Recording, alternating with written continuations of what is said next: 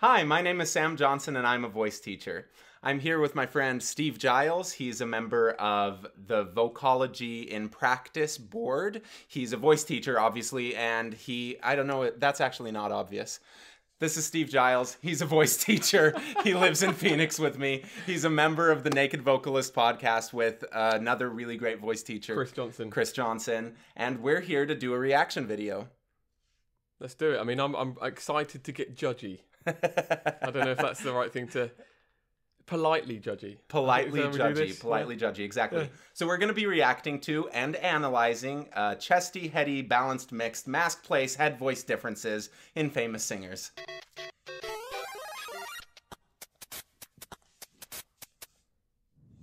Good question. From all the pain, I'm so ashamed. You agree? Yeah. Yeah, me too. What about that? Okay, there's a lot going on here. I'll be honest with you. I can't... There's a lot of words, there's a lot of noises. What do we... While head voice is mostly used by opera singers, pop artists also use it. What is head voice? Head voice is often related to a light sound, a sensation that feels like it's in your head when you sing. We recognise it as a vocal fold positioning. Very closely related to falsetto. Mm-hmm. Less vocal fold used, normally in the higher pitches. That's really it. Yeah, but both of them you'll pretty much feel in your head, right? Yep. Like falsetto and head voice, most people feel it. Can you sing a high note without it being in your head? Yeah, I mean, it depends what we mean by high, right? Mm-hmm. Essentially, whenever we're singing, we are looking at organising the vocal fold muscles. Mm-hmm. We're organising the larynx position, where the tongue sat, the jaw, the lip. So many things we're organising. The question is, well, the answer is yes, we can sing high notes in many different ways. Whether that's stretching, whether that's pressing, whether that's a tongue being sat back here, tongue being sat there, it's going to create a different noise, a different sensation. Registers are complicated. Really complicated. Registers are weird and Hence complicated. why you start saying something and have to retract because you end up in a dark place. Absolutely.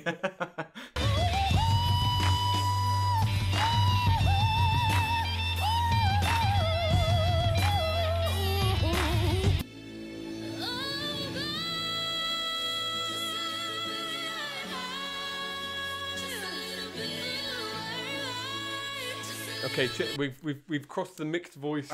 Yeah, line. we moved fast. Yeah. So what you got to say about mixed voice? So I look at mixed voice as basically if we were to take head voice and chest voice, throw it in a blender and see what comes out. As long as you have the same sort of timbre all the way through your register, I call that mixed voice. I don't think that it's necessary that you're only singing in mixed voice in the middle part of your voice or just at the top or the bottom. I feel like if you're singing in mix, it's kind of all the way through. And it really just helps people balance the sound of their voice so they sound like one voice rather than having to flip when they go to the top. So mixing these two voices, mixing head voice and chest voice, the result is a mix. I think it's much more of a result-based, oh yeah, that sounds the same all the way through rather than having a break or anything. I think that's why people originally started saying mix because the term mix came around before people started doing good scopes, right? Yeah, well, I mean, it's been around for ages. And like, as you say, to your point, I feel like the main issue that people run into with mixed voice is focusing on it to achieve it. Yes. Because that sets us up with an intention that can cause from experience all manner of different things. As you say, feeling it as a result is a much better sense. Now, that said, there's going to be a lot of people thinking, yeah, but I've only got two ways to sing. I've got right, and then I've got right. So I want that other situation.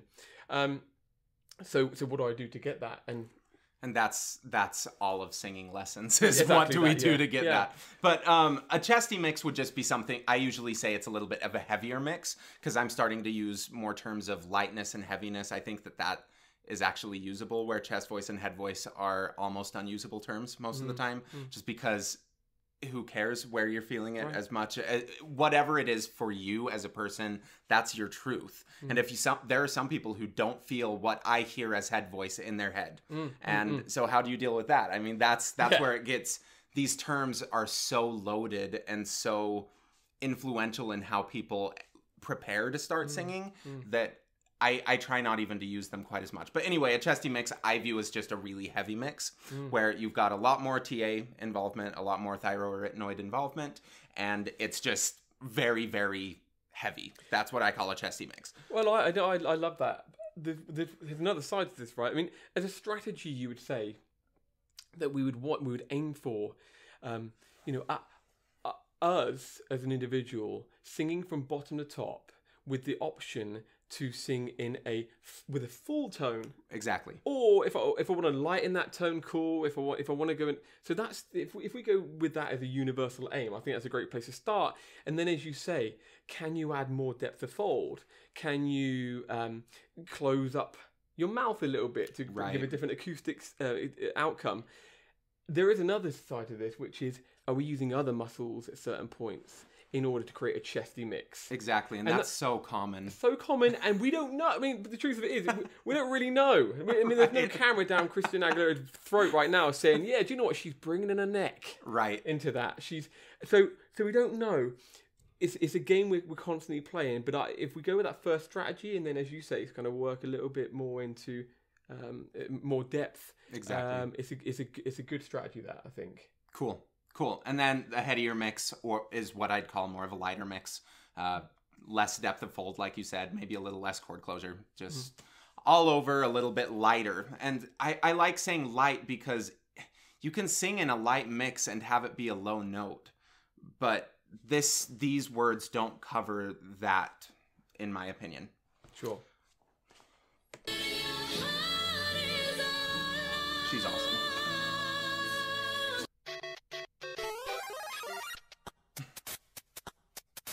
One, two, three, so bad that I lose count. I wanna swing around the walk down my...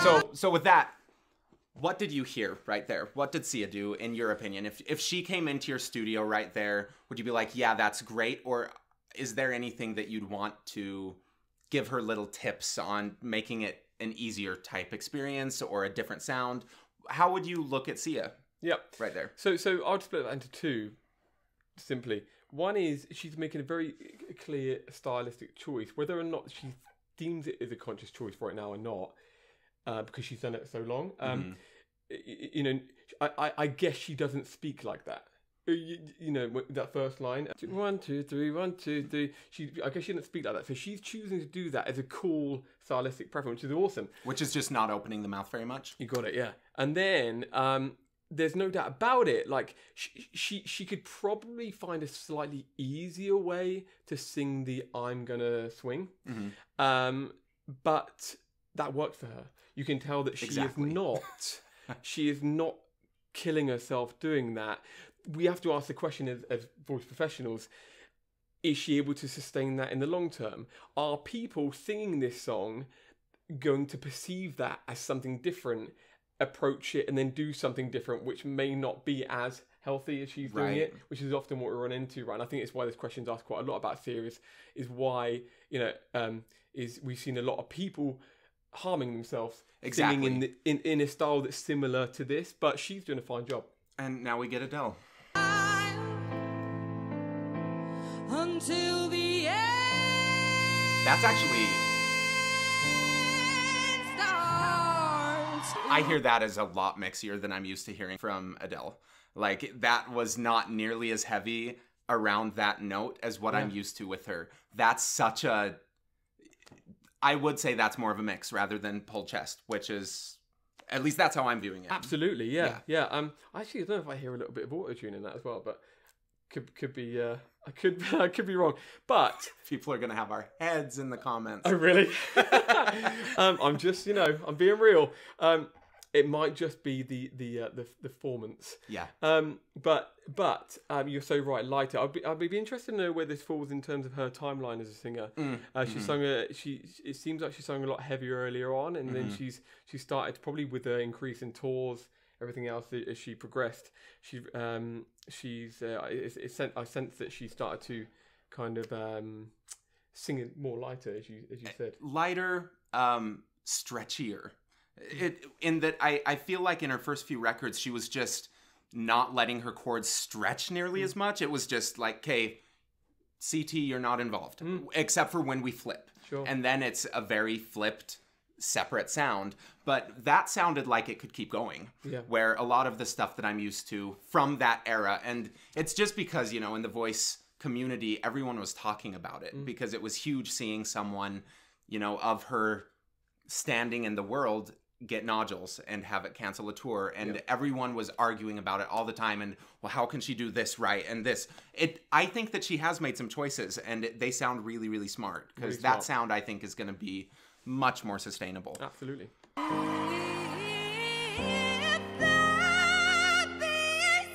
That's kind of like what you were talking about just in our lesson earlier, is like just that more open sound, but also not pressing into it. So I find a lot of people, as soon as you start opening your mouth, they couple it with just heaviness, insane heaviness. When Demi did that, I didn't hear it grab. It went wide, but it was still thin underneath everything. So how do the vocal cords and the mouth work together? Like, how can we isolate those two things? And how do they play together?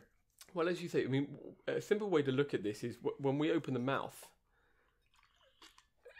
an instinctive process for us is to yell. It's part of our primal instinct. So then we get often the tongue pulling back, trying to create a space that's going to help us create that. As singers, we need to do something different to that, because that isn't sustainable. Right. And so that tongue pulling back, the larynx kind of rising, it's just kind of cramming up in the back there. It's an amazing approach to yell. But if we want to sound pretty or floaty or just be able to sing for 5 gigs right in a row, right. Then we have to do something different, and that is allowing that the tongue to be more free, the larynx to be more flexible, and then our vocal folds to be stretched to the pitch, whilst giving us that depth of fold that we require to make the tone that we want to, or at least give the source of the energy to create the tone we want. And that's, as you say, exactly what she's doing there. She's working towards the extreme of an instrument. I mean, I don't know what pitch that is on the top there, but she's working towards the extreme of most females in that approach. She's probably up around an F or an F sharp at least through that, right? Great singing, and just for the song itself, the beauty of the song, that line, and the emotive response that sound gives is cracking. Yeah, I agree. They are choosing some nice heavy mixes.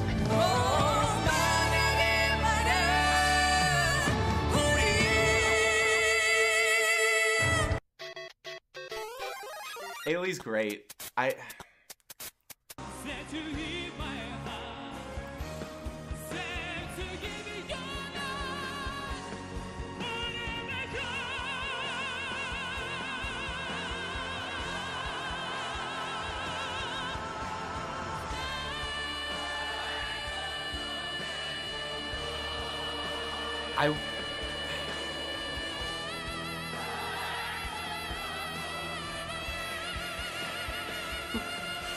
She likes it.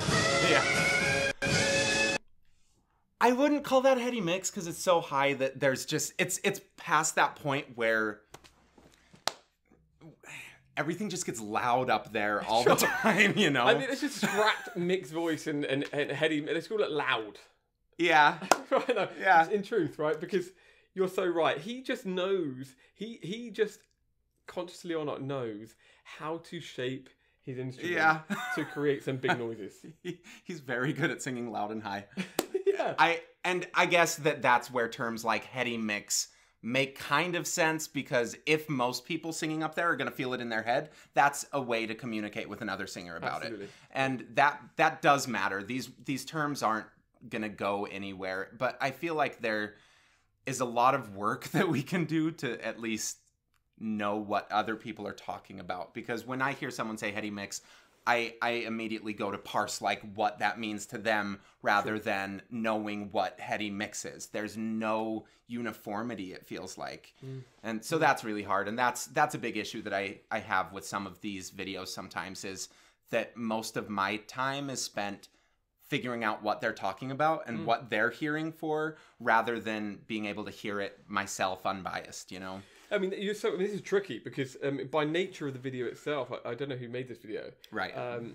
And I think that they've actually done a really good job so far. It's just that... And I expect they're a lovely person as well.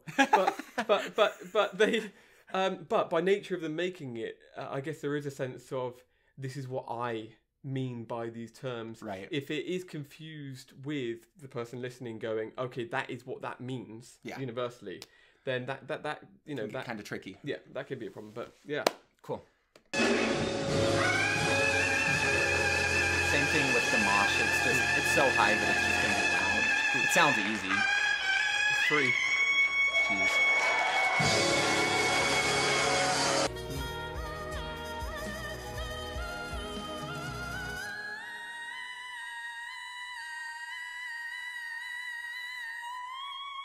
Round that out, throw a little vibrato on, and that's classical.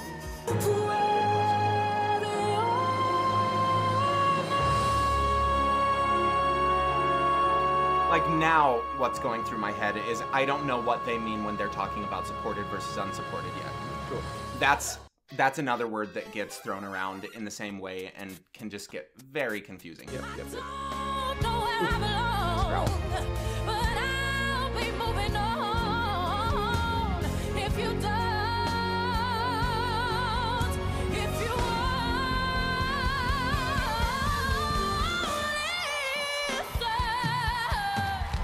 Everyone should just stop singing.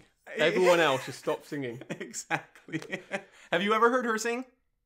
Yes. She is so good. Natalie is awesome. But just going back to the Beyonce clip, yeah, I would consider that more of like a 50-50 balance, air and muscle. That's kind of what's going through my head most of the time is, okay, is that too airy or too muscly? And how can we find that nice 50-50 place like Beyonce did?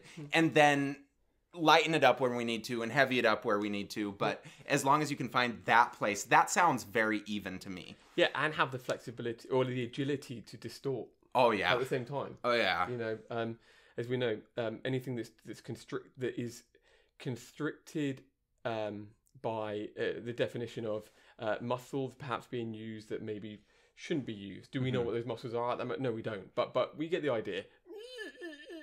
Right. Trying to vibrate other parts of the instrument in order to create some distortion in that. It may not come as easy as if you are as free and agile as Beyonce is in that moment. Absolutely agree. At the same time, though, she has such control over her voice that she's able to just isolate the resistance at her chord level. And then I think, was that a false chord growl on top of it? It sounds like it. I think so. And then, so just being able to isolate that on top of it. And I bet that she can just go back and forth all day because she has everything else the same. She's not changing her air underneath all of that.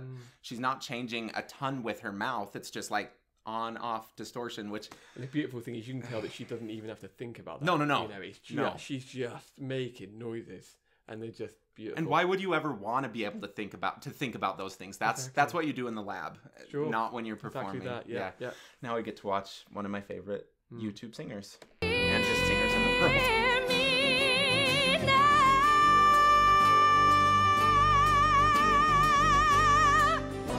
She's good.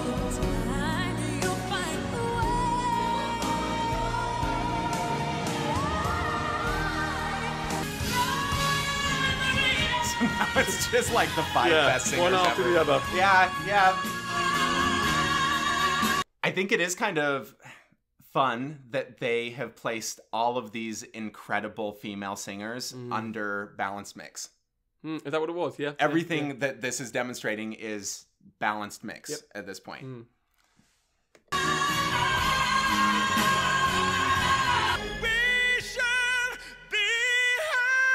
Wow. That one's a little bit heavier to me than the other few have been. Yeah, I mean... Geez, she's good. I mean, David, his voice is incredible. Everyone knows that. But I hear... It's interesting though, isn't he? Because he's very, very unique, and I think that's where a lot of depth in his sound can come from. Yeah, that's a great word for it. It's just depth of sound. It's not a basic sound at all. and it sounds like he edges slightly towards towards what could sometimes be perceived as a the German word knödel, which is the tongue kind of backing up. Kermity. Yeah, and he sounds like he's edging slightly towards that. So you'd think to yourself, he's never going to make it. But he does, and the truth of it is maybe he isn't doing a knödel like other singers. Maybe that tongue isn't retracting. Like maybe he's just got enough in there to make to bring the depth of sound that he requires. Again, everything is unique, but what is true about David is that he first name terms. David I'll is text him later. is that he is he's just so agile to produce the sounds that he wants to create in the moment, and there's no doubt in that. Yeah. Going to that Kermity sound, I hear that a lot in traditionally trained classical men. I don't hear it in classical women. I hear it a lot in some, especially tenors. Just it.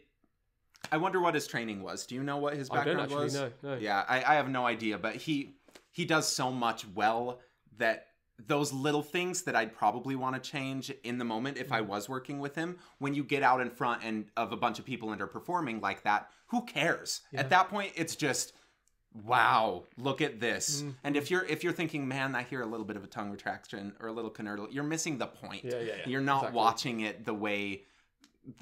we're watching it in a weird way right now. Weird way. A geeky... Very strip weird everything way. down. Yeah. Don't watch your music like this. It will ruin you. It'll ruin music for you. It will ruin Welcome everything. to our lives. She's very free.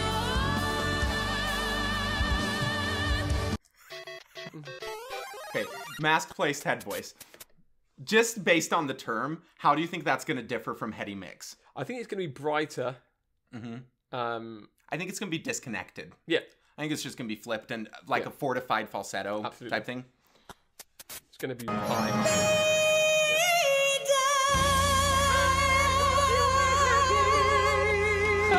She's right, wicked! Get her!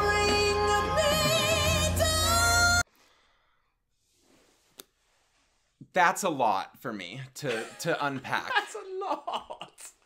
He's able to connect that back down. That's mixed. To me, that's mixed. Are you able to connect it back down or not?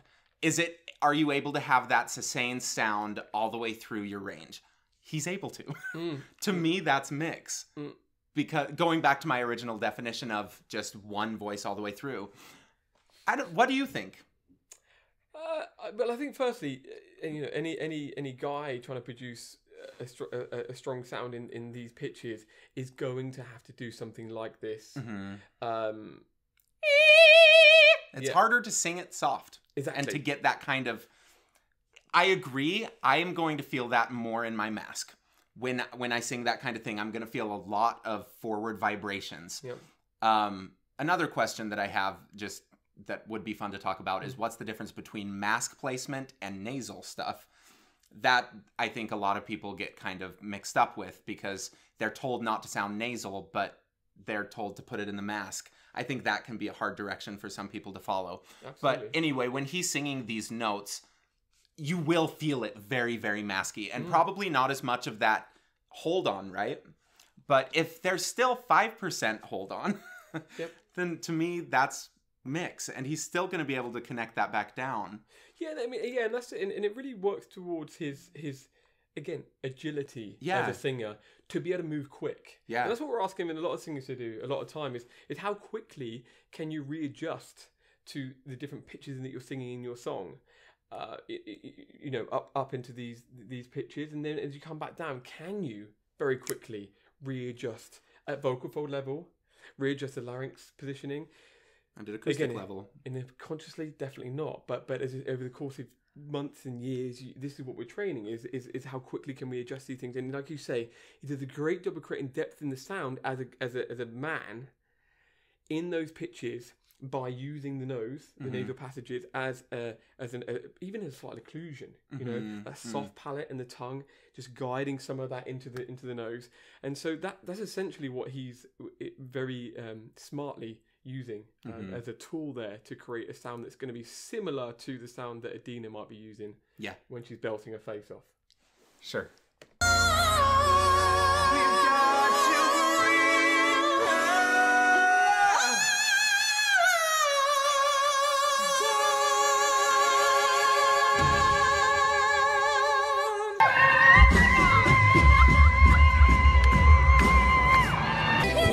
Whistle notes are really helpful. That's what I'm hearing with all of this stuff. Is what...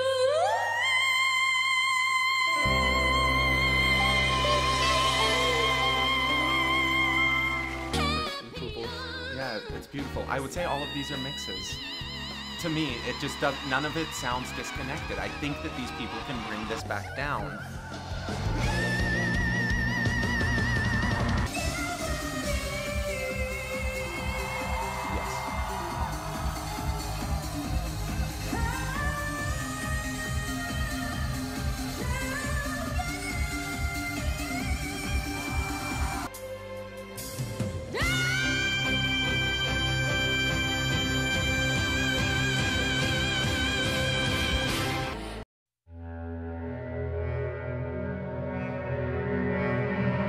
You've got the small females with relatively little vocal fold, because that'd be weird to have massive vocal folds in a small little body, right? Then a smaller neck and a smaller mouth, and all of these different changes will create a different sound right off the bat to a chunky big guy, right? And everything in between. So if you look back at all of these singers, we can really label or categorize these singers as in, they're just different sizes. And they're different. They've got different anatomy, which is going to allow them to create a different tonal quality in these different parts of the voice. So you could say one of those G's. I would say that she's just got a relatively thicker fold situation, with it's still what would be perceived as a headier acoustic quality. Sure.